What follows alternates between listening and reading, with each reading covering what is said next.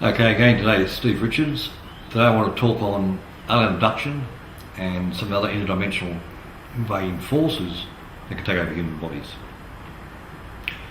You know, we go back 20 odd years ago, and I found that 20 odd years ago there's quite a number of abductions that we had people coming to us over, and I was found as one of the only people in the world at the time that could actually stop that from taking place. And the way we did that was, I'd go back to the cause the effect, or what I call the agreement of entrapment. Now, the cause effect agreement of entrapment meant that somewhere down the track, way back in time, you had made an agreement with these beings. Once that agreement was made, it was valid through time and space for eternity. You see, there are certain laws, and that is the most powerful. The first law is, number one, is the law of intent, and the second law is the law of agreement. They need you to agree. So way back in time, these people I found made agreements, and they were the same people being abducted time and time again through lifetimes. I found the agreement that took place way back 7,200 years ago and further sometimes. I found events have taken place on our Earth where beings have come down here with the promise that our world's going through turmoil and they're here to take us off planet and to assist us while this Earth goes through its changes.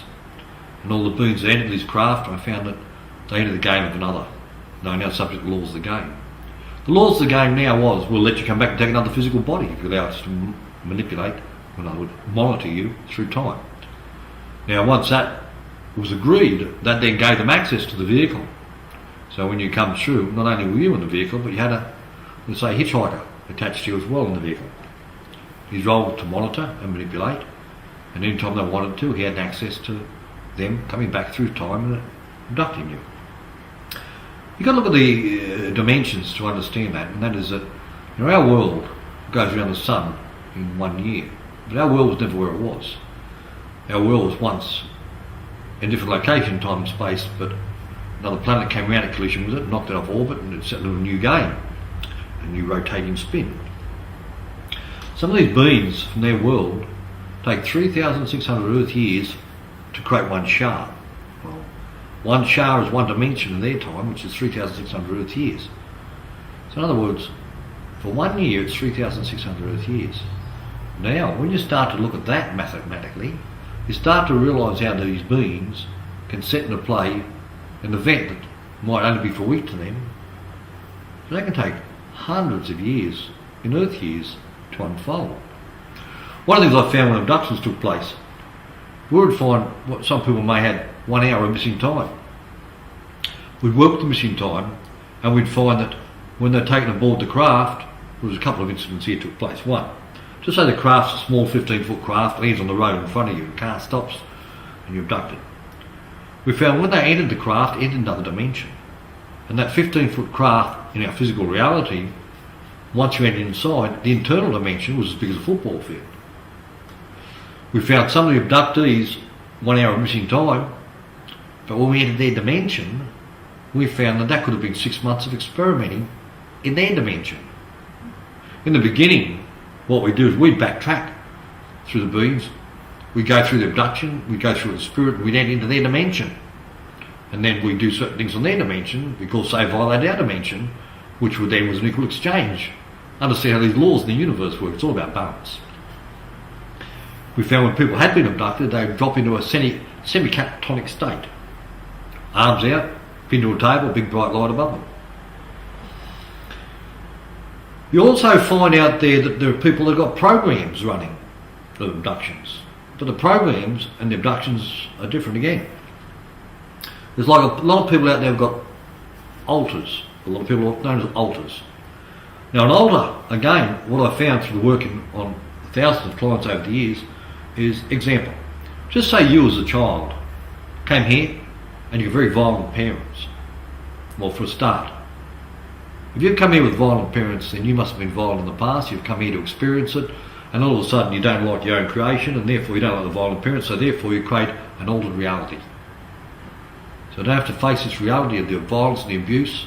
I create an altered reality which is an escape, and I can escape in that altered reality. So every time I don't like this reality and what takes place with the yelling, the screaming and the fighting going on with the parents, I escape into my altered reality. But sometimes in my altered reality I need a friend. So I put out for a friend and the law of intent is activated and a little friend appears. Thank you. And that reality, I don't create anything that reality I want, because that reality is my escape reality. But as that thought had created that reality, and that reality is now evolved from a thought to a life form, it's become a live reality. As it becomes a live reality, it's grown its own dimension. It's becoming a live reality in its own dimension of time, which is my escapism, and becomes an altered reality. And what can take place is anything I wish to imagine that reality, I can create that reality, because this is my altered reality. So as time grows, it's growing. The life forms in the reality become alive. The life forms try to now justify your creation of your thoughts and your fears as part of that reality. And that altered reality becomes a real reality that now takes over your reality. And what takes place is that we have to go back to the cause and effect of the creation of that altered reality and change what took place to create the altered reality. Loop time, change time, replace that reality, and go back further in time to what you did to set this up as your reality. The moment we change the past and the present for the future, and we loop time, put you outside time, we can bring you back into this reality. And no longer are you an altered reality.